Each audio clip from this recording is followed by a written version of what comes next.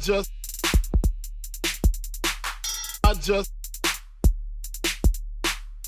just speak my peace, keep my peace.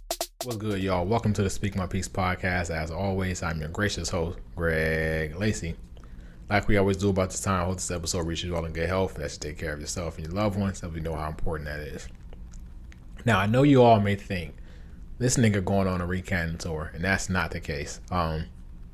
But in episode 115, I had to recant my statement from episode 114 because of I just realized just the power of my platform. And even though I previously spoken about the power of my platform, I was kind of ignorant in the sense of and going about that. The reason why I recanted that statement is because I feel like celebrities, because they are on this pedestal, they are subjected to more scrutiny than anyone just because of the acclaim that they hold. And I think a lot of times while we're scrutinizing them, whether it's an athlete, whether it's an entertainer, whether it's a philanthropist, whether it's a speaker, whether it's a politician, whatever the case may be, we forget about the human aspect of the scrutiny, meaning that they're receiving hate at a higher volume than the average person. And why a lot of these celebrities, they're able to mask it well as far as like dealing with it, as far as ignoring it and still operating the way they have to operate. It's honestly amazing, but that doesn't take away the fact that they are still affected by receiving so much hate. And so I had to be more aware of that with the platform that I had and speaking the way I'm speaking, especially about someone that I don't know. I think that aside from that, the media tears down celebrities enough, whether it's tabloids, whether it's news shows, whether it's debate shows, sports debate shows, whether it's talk shows, whatever the case may be. There are people who are put in certain places to talk badly about people, or not even talk badly about people. Some people talk badly about people, but some people, they only highlight the controversies in people's life. They won't speak about a certain person until there's controversy in their life. And so we have to be more mindful of that. While we are subjecting them to scrutiny, we have people with way larger platforms than we have also subjecting them to scrutiny. And honestly, quite frankly, that is a lot to deal with. I think that in some places, some of these people in the media, they adhere to agendas from higher ups, to where they have to push a certain They had to push a certain story. They had to cover a certain story. They had to be against or for a certain person because of their stance or something. They had to be against or for a certain person because of their actions, whatever the case it may be. And we see it a lot. And the reason why I'm speaking about it is because I feel like this past year, the person who has been a public enemy number one for a lot of scrutiny has been Kyrie Irving. I think Kyrie Irving has been subjected to more hate, especially in the sports realm, than anyone in this past year, just because of his stance on the V word. And if you don't understand in this episode why I am censoring myself, go back and listen to episode 99. There are certain words that I said we will not say in this season, and I have done well in not saying those words this season, so I will continue to sponsor myself. I said sponsor, but I meant censor. But Kyrie has been subjected to a lot of scrutiny because of his stance on the V word, and just him not even being against it, but him not taking it. And that hit home for me because although our reasonings are not the same, I feel the same in not being against it, but not being for it as well. I think that Kyrie in the beginning, he was very quiet about why he wasn't taking it. And then he was forced into a position to where he had to explain because he was receiving so much scrutiny. But I was in the same place. If you all remember in my journey and looking for a new employer and looking for someone else, it was because of the mandate that my company, the company-wide mandate my company was rolling out, and where they was forcing their employers or their employees to take the V word. And I just did not feel comfortable. I feel like my medical liberty was at stake because it was either I adhere to this mandate and do something against my will just so that I can stay employed, or I don't adhere to this mandate and now I am unemployed. And I feel like that's not ethical in any sense at all. But that is where the place I was at. And so one of the main reasons why I stayed with the company I stayed is because of the safety and knowing that I wasn't going to be affected by that. But one of the main things that was drawing me away from that was they was rolling down that mandate. And at the time, this was towards the end of last year, the mandate was either you get it or you don't. And if you don't, it's going to affect your employment. And so that initially was drawing me away. Like, okay, now you're like trying to impede on what I do. You're trying to subject me to certain values that you adhere to, that I should have the right to decide whether or not I want to adhere to it. And so that was drawing me away. That's initially what drew me to my draw search. Me, for one, getting to a place where I felt like I should be promoted was what drew me to my draw search, my job search. But another one was me just not feeling safe in the company that I was in. And so when I finally decided to go with the company I went with, before we even got to the final negotiation, I had to ask them, like, what are your policies in regarding the V word? And their policies was so relieving that I had no hesitation in accepting the offer that they gave me, because it was complete opposite of what the policy that my current company was rolling out. Now, as time progressed, when I told them, I gave them a 2 weeks notice and I was beginning to leave, one of the main deciding factors of my company in keeping me and retaining me was them being more lenient on their policy, because we had went through this process of them retaining me and them offering me more than my potential employer, which was great, which is what all I asked for. But I also asked them at the end of that process, like, before we do agree to anything, I need to know what the future of this is, because I don't feel comfortable with the way that they're moving forward. And they assured me that whatever I decided to do, that it was my business and that it would not affect my employment, because that was my hesitation. It was like, I want this promotion, I want this raise, but at what cost? Like, am I going to have to do this? And they assured me in that process that it would not impede on whatever I had planned in terms of getting it or not getting it. And so that alone was the deciding factor in me deciding to stay, to be quite frankly. But there was a point in time, and the reason why we're speaking about it now is because I don't know when it changed, but there was a point in time to where the conversations around this was all about, increasing your health, building and increasing your immunity. What's another reason?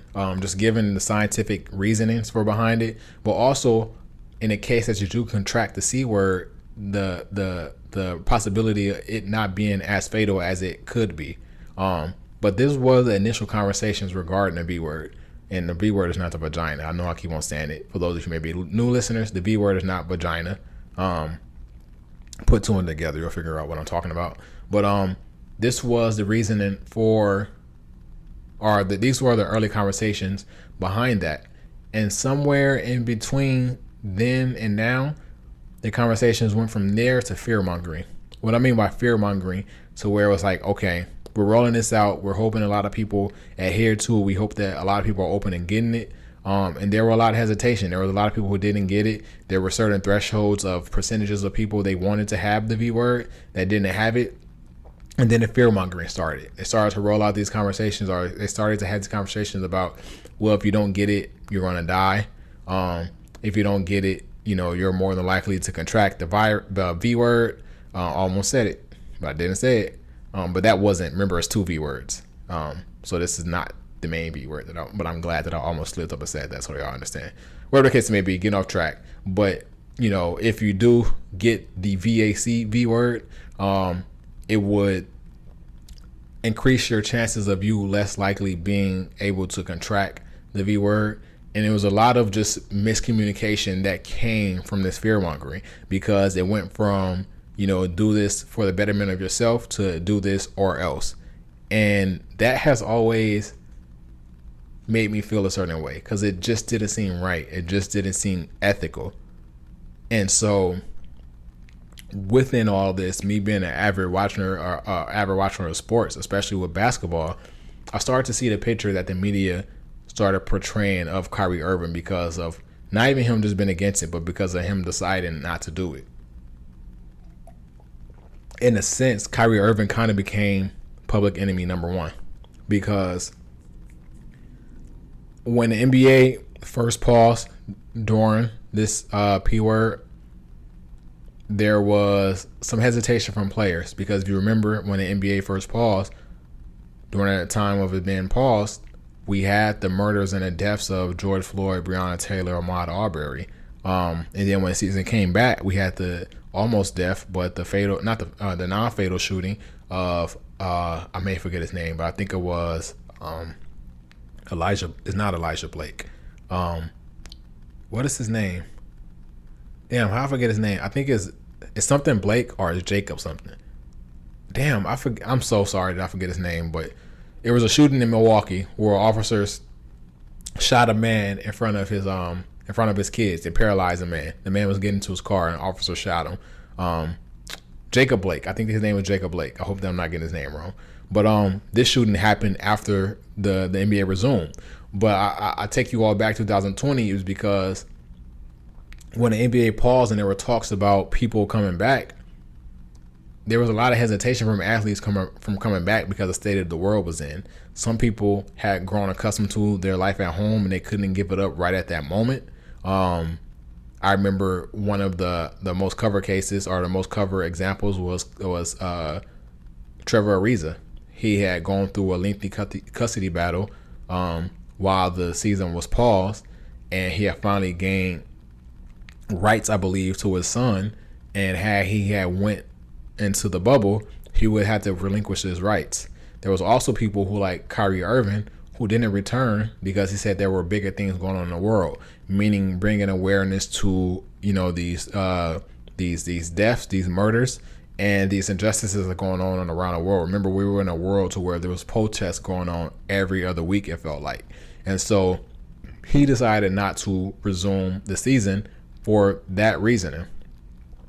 And I think that ever since then, the media was looking for a way to paint him as a villain, because they couldn't exactly at that point, because it would have not fit the narrative of all these white-owned companies now being aligned with these pro-black messages. Now you have this black athlete who was saying that, no, I don't want to return to my profession because I want to continue to serve my community, and I also want to bring awareness to these other things rather than focus on basketball. Like, there are things that are bigger than basketball right now. So attacking Kyrie Irving in that sense, it would have been a complete opposite, a complete 180 of what they were spewing on their platforms in terms of being aligned with black messaging. But despite not saying a word, somehow Kyrie Irving was public enemy number one in this instance, in this season, when the vaccine mandates were rolling out, when teams were enforcing this vaccine mandate, when the league was enforcing this vaccine mandate and asking players to be vaccinated. Damn, I just said that word 3 times after censoring myself. All right, we're going to get back to censoring ourselves. But he became public enemy number one. And one of the repeat offenders in targeting him was a black man. And so this is why I opened episode 115 the way I opened it. Is because I see examples like this of a black man tearing down another black man on a company as an employee for a company that's owned by a white man. I just couldn't get right with that. We had to be more aware of the circumstances. We had to be more aware of the platforms we had. But Stephen A. Smith has been the main perpetrator in trying to tear down Kyrie Irving in the media.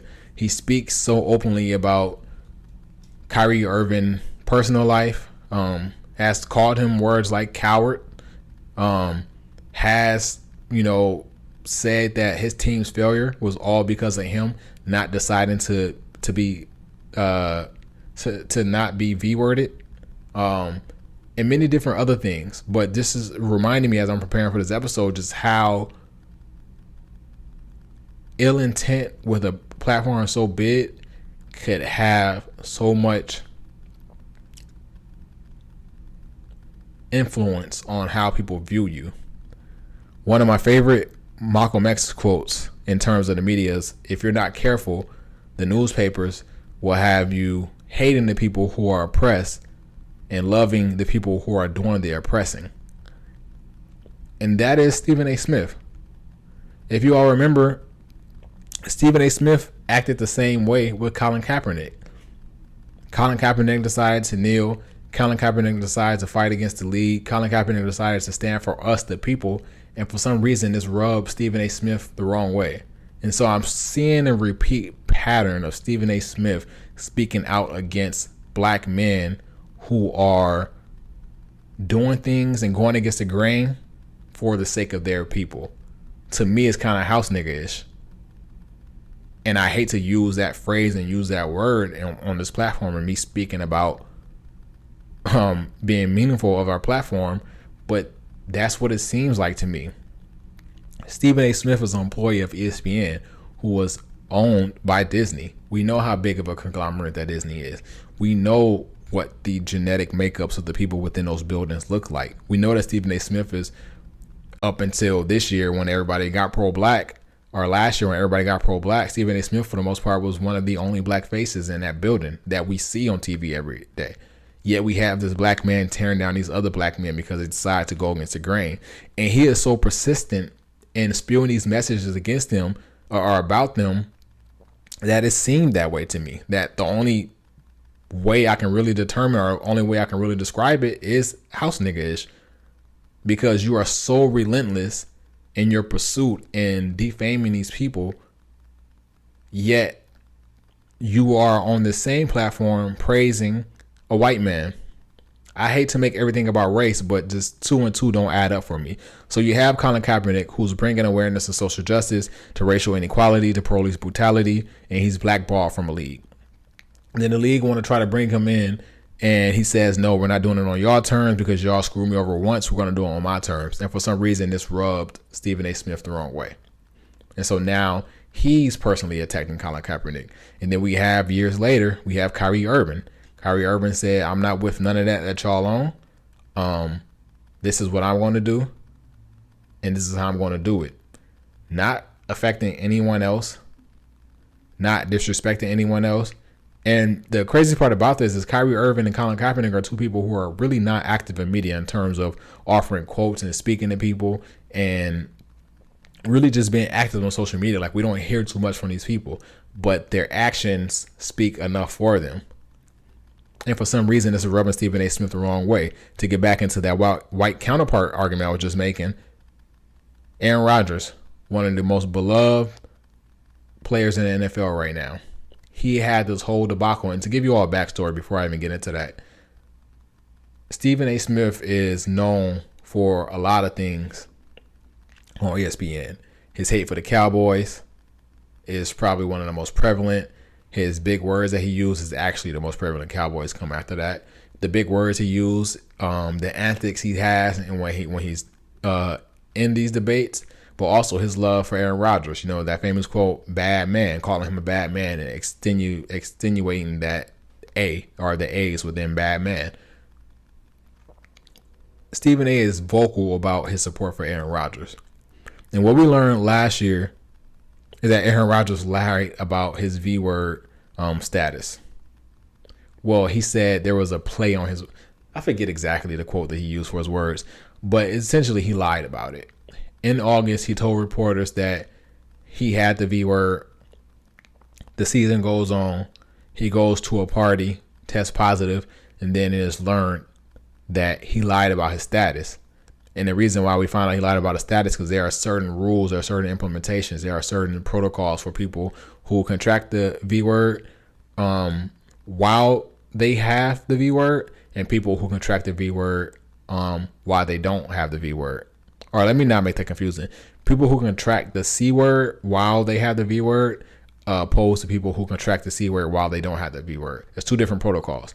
And so when Aaron Rodgers was entered in the protocols of people who did not have the V-word, that's when we figured out he lied 3 months prior. You don't hear a peep from Stephen A. Smith about this white man and his stance. Whether it's for it or against it, we never know. But his reasoning for lying about it, you don't hear a peep about it. They may have spoken about it that one day. It wasn't as antic-y as he is when it comes to Kyrie or Colin Kaepernick.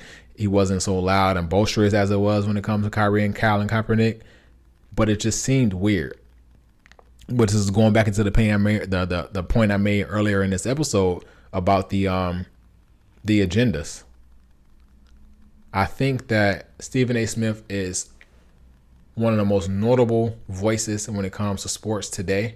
I think Stephen A. Smith can go anywhere and work for any company, and people are going to follow him just because of that's the type of attention he attracts. But I wouldn't put it past him to say that he's bigger than Disney, because Disney is a conglomerate in its own. And so if they want a certain message out there, again, I have my tinfoil hat on. I don't know any of these things to be true. I don't know if any of these things to be false. It's just what I believe. But Stephen A. Smith is not bigger than a conglomerate of Disney. So if they need a certain agenda pushed, who else than one of the most notable voices and faces under a company that you own to push that agenda? And I felt like it was very weird. And maybe y'all didn't feel that way, but I feel like the compare and contrast from the Colin Kaepernick and Kyrie Irving situations versus the Aaron Rodgers situation, it seems weird. But it also tells me that every time someone is going against the grain, he's rubbed the wrong way for some reason.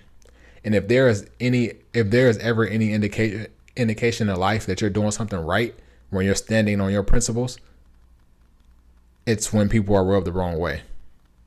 Because a lot of times people are so rooted in themselves, people are so rooted in what they're fighting for, people are so rooted in trying to bring awareness to certain things, that it's going to rub the people the wrong way. And a lot of times it's the road less traveled, but it doesn't mean that it shouldn't be traveled. And you know that it's not traveled when someone standing on the side of the road has a certain feeling about that road that you're taking, despite no one else ever taking that road, or despite that road not being traveled by as many people. If you all understand this alliteration I tried to paint with this example. If you ever needed that assurance, it's people being rubbed the wrong way, despite you not offending anyone, despite you not talking, despite you not being pro or con, or pro or against a certain thing. If you're rubbing people the wrong way without saying a word, then that kind of tells you that you're going down the right path. And I think that's what it is in this instance. Another thing that Stephen A. Smith has, spewed as far as Kyrie Irving, blaming him for his team struggles, saying that because he won't take one for the team, which essentially is interfering with his health rights, that he was not a team player, and saying that because his team was failing because he wouldn't take one for the team, despite the fact that the team was dealing with major injuries, despite the fact that the team had acquired a superstar in James Harden, who has not lived up to the hype that people are expecting him to live up to, the Houston James Harden that people are accustomed to. Despite him not living up to that, despite Kevin Durant being hurt, despite Steve Nash not being a good coach, what we're going to focus on is the fact that Kyrie Irving is not going to get the B word. Even going back into the agenda things and putting a bigger tinfoil hat on, I want you all to think about this, and we're about to get out of here. Further agendas were pushed in terms of this V word mandate by the city and state in which Kyrie Irving is employed. For the most part, because New York was one of the hardest hit states and one of the hardest hit cities in terms of the cases, the positive cases, they had to really implement a strong mandate to protect the people of the city, the employees that worked within the city, and the tourists in the city. On March 1st, there was a mask mandate that was lifted that exempted, people that were going into movies, bars, clubs, whatever the case may be, to not have to wear a mask.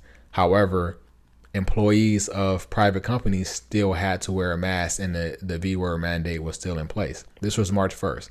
So what happened with this mandate was that because Kyrie wasn't V worded, he was now able to, although he couldn't play for the team that he played for, which is still weird, he was able to attend games as a spectator. So they trusted him to be in the stands with a mask, but they didn't trust him to be on the floor with his teammates without a mask. And I just didn't understand that. But at the same time, understand that there were players from opposing teams that were able to travel to the same city and play and not be V-worded. And the rationale behind that was because they were just visiting, because there was a brief stay. There was at least the chances of them affecting other people were slim to none, opposed to someone who was going to play the same duration of the games and is also still be living in the city. The rationale behind it was funky, and it always was funky. But then again, think about this. March 17th, there was another mask mandate lifted, and then this was a one that initially. Oh no. Let me go back. This date was March 23rd. What happened prior to that? The week prior to that was March 17th. MLB spring training started. We think about MLB. We think about New York. The Yankees is one of the most noticeable brands in all of sports, not just MLB, but all of sports. Think about the fact that spring training started March 17th and the whole mask mandate was lifted March 13th.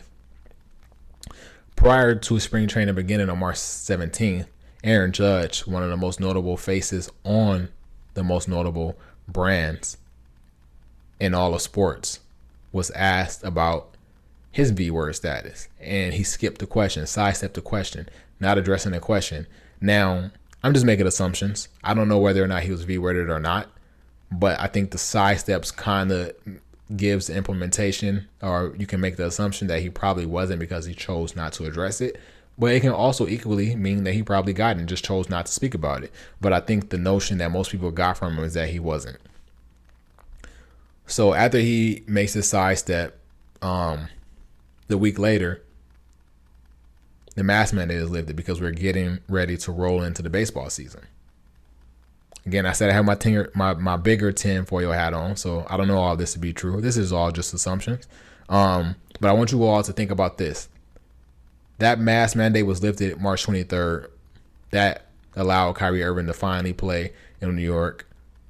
The baseball season started April. I